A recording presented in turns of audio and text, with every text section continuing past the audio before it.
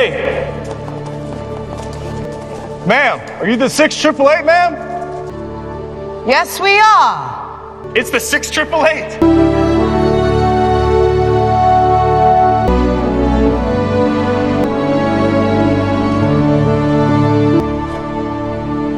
At ease, soldiers. In the shadow of World War II, American soldiers have always carried out their duties amid death and uncertainty. These soldiers, who were on the battlefield, wrote letters to their families and loved ones.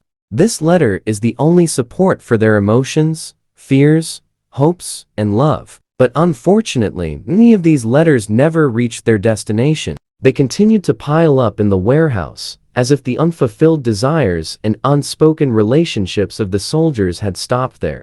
On the other hand, there are two young characters in the story, namely Lena and David. Both of them are students and love each other very much. David, who wanted to spend every moment with Lena before leaving for the war, went to take Lena home. David promised, "As soon as I get a chance, I will send you a letter." Lena comes from a middle-class family. Her mother wants Lena to help with the housework. But Lena's mother has problems with her love and David. Mother Lena said in a firm tone, "This relationship will never reach its goal. You both come from different skin colors and communities. The world will not let you live in peace." As a farewell event, David held a party at home. Lena's family is given the task of delivering food. There Lena and David's gazes met again and again. Then, David saw an opportunity to take Lena out of the house. David sits on her knees, saying that he wants to make Lena accepted in front of the whole world. "Will you marry me?" Lena's eyes lit up. "Yes, David, yes." I'm in love with you. I want you to wear this ring as a promise that you will wait for me to return, so that we can start to acknowledge what we have both denied for far too long. But then Lena's mother came there. She was a little angry and said, "If you really love my daughter, come to my house and propose to her." David looked into her eyes and said, "I promise, after I return from this war, this will be my first mission." Long story short, David went to the battlefield. We see a military officer delivering letters to homes. A woman, old and tired, stopped him. "Is there any news about my children? Is he alive?" The postman didn't say much. Then he gave her the letter and left. Here, Lena is also waiting for a letter from David, who has gone to war. During this war, women were also given the opportunity to serve the country, because they can help the country in many ways. Then Lena returned home, and her mother gave her a letter from David's family. As soon as Lena opened the letter, she started crying, because it says there that David is missing. Upon hearing this news, Lena's heart was completely shattered.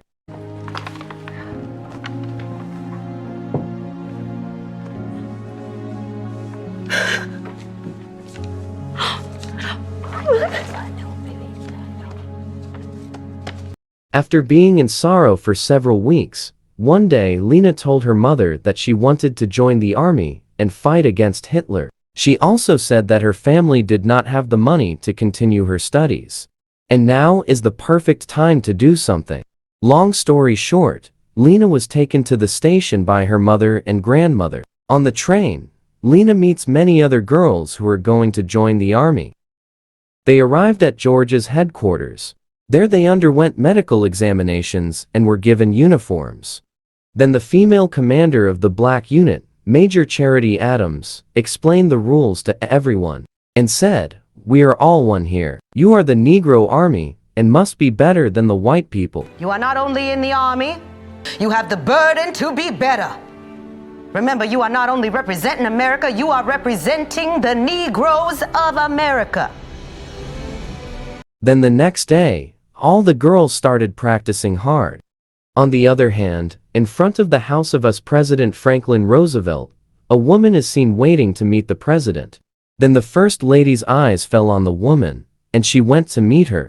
The woman said that her two sons went to war 3 years ago, but they didn't get any news. The First Lady asked, "Did you write a letter to them?" The woman replied, "Yes, I wrote many letters, but there has been no answer. Hearing this, the First Lady was very surprised. The woman said, "Madam, this is the condition of the whole country. Not a single letter was sent, and no answer came." Then the First Lady took the woman into her home. On the other hand, Commander Charity of the Negro Unit said to her senior officers, "The girls in my command are ready for war. However, they are not given any responsibility." But the senior officer ignored her words completely.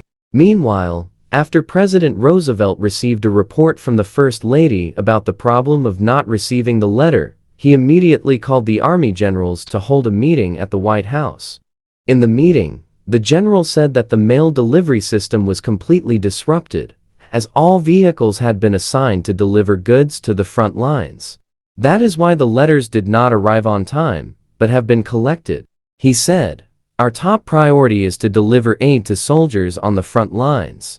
Regarding this, the First Lady said with determination, "You must understand that delivering letters from home to the soldiers is as important as their belongings." These letters kept their morale high. Then, Mary McLeod Bethune said to the President, "This situation is happening all over the country." Every parent of a soldier felt worried and thought, why didn't they receive any letters from their children? Regarding this, the Army general said, "It is a very difficult task to distribute and send the soldiers' letters throughout the country in a proper manner."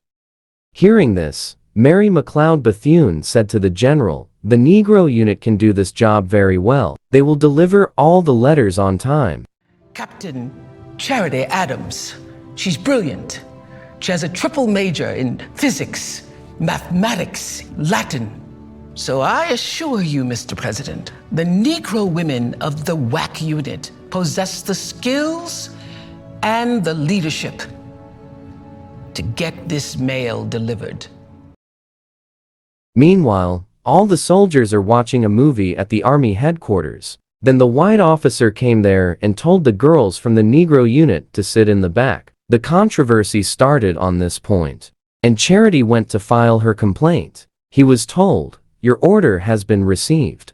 You have been promoted to major, and your 6,888th Battalion will be sent to Europe. Major Charity will be sent by plane. Meanwhile, the battalion will be sent from ship to Europe by sea." But then Major Charity finds out that she has to work as a post battalion. The Postal Battalion? They think the only thing we good for is to deliver some damn mail. After arriving in Europe, Major Charity meets the general, who tells her jokingly, "Your battalion is still on board. If the Germans attack the ship, you will all drown." Major Charity listened to him quietly, but the worry lines on her face were clearly visible. Then the general said, "Once your battalion arrives, they must move without delay." Due to a severe sea storm, the conditions of the female soldiers on board were very poor. 855 female soldiers were sent on civilian ships without any military protection. Due to the strong waves and shaking, many women vomited continuously, making the situation even more difficult. Meanwhile, Major Charity is worried about her battalion in Europe. She said to the captain, "Why were we chosen for this small task? Is our job just to lick the letter?" She wondered if she would be able to prove herself in this responsibility. After a while, Major Charity and her colleagues arrived at the mail storage area in the aircraft hangar. As soon as the door opened, they were amazed to see what was inside. Piles of mail filled the entire hangar. Charity was really shocked to see this. The next morning, the women's battalion ship reached Glasgow. As soon as the ship landed, Major Charity told the 6th, 8th, and 8th battalions that everyone was to line up according to the general's orders. All the female soldiers passed through the city in line and saluted the general. Company, hold! Battalion, eyes right! Present arms! Battalion, forward march!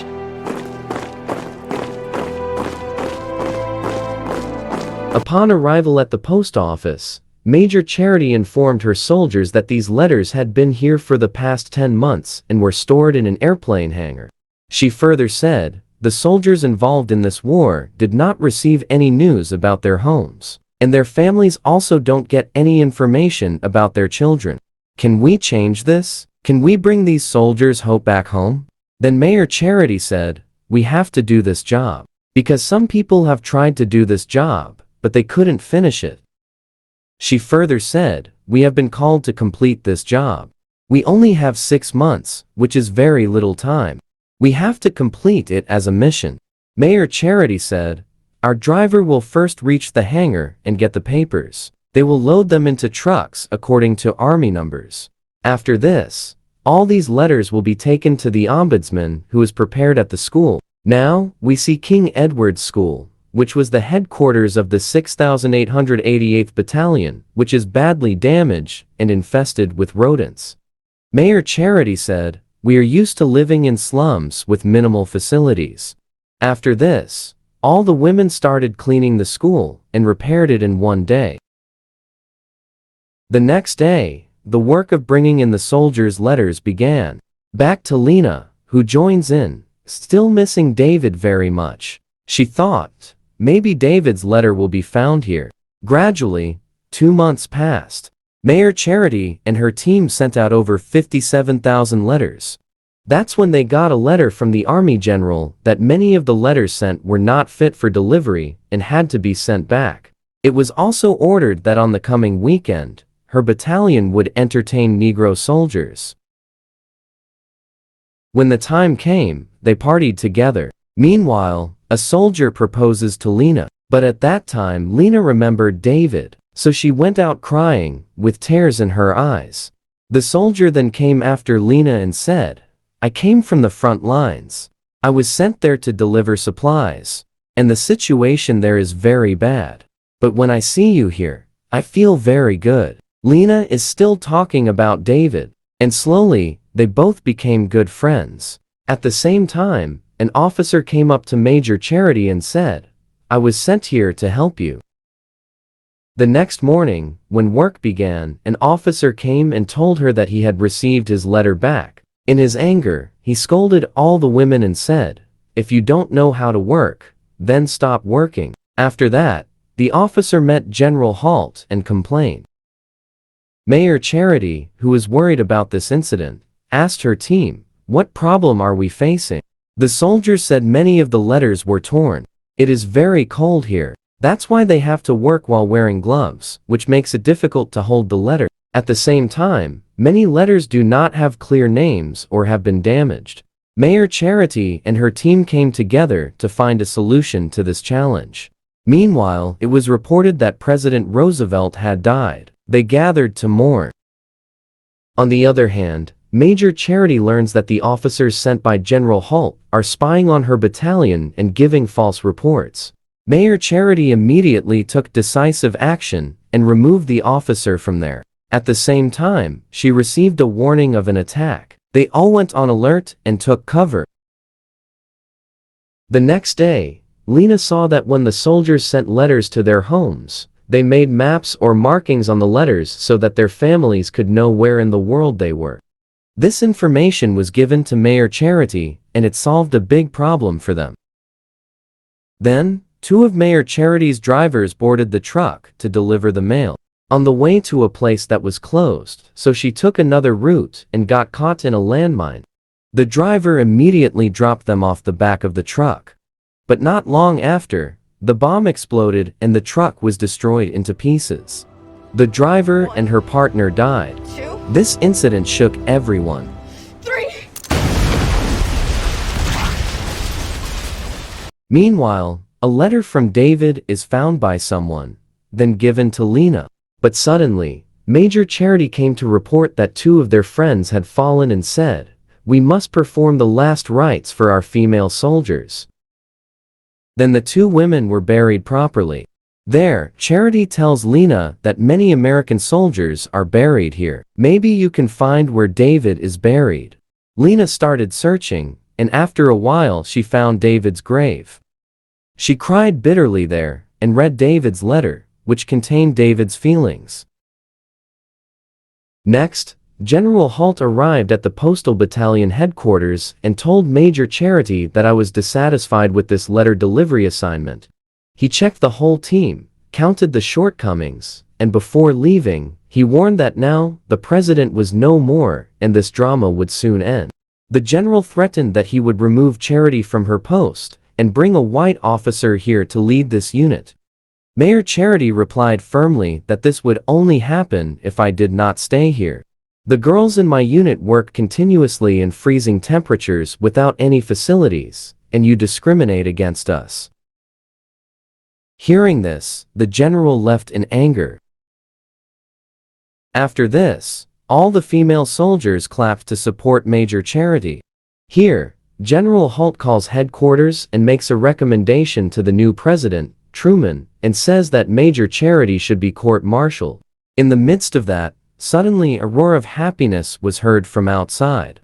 The assistant general saw the soldiers receiving their letters. All the soldiers' faces were filled with happiness. Gradually, their letters began to arrive. On the other hand, the soldiers' families also began to receive letters that made everyone feel different kinds of happiness. After this, the American Army officers saluted the 6,888th Battalion and paid their respects. It was reported in the newspapers that during World War II, there was only one battalion of black women who completed about 17 million letters in 90 days. The American president appreciated this work and sent them to do the same in France. They also delivered millions of letters to the right places in France, but then their work was not appreciated. Years later, the 6,888th Women's Battalion was awarded the medal. At the end of the story, footage of actual people from the 6888 Battalion is shown, and with this inspiring story ends. If you like our story, please like, share, and don't forget to subscribe to our channel so you can see more interesting stories.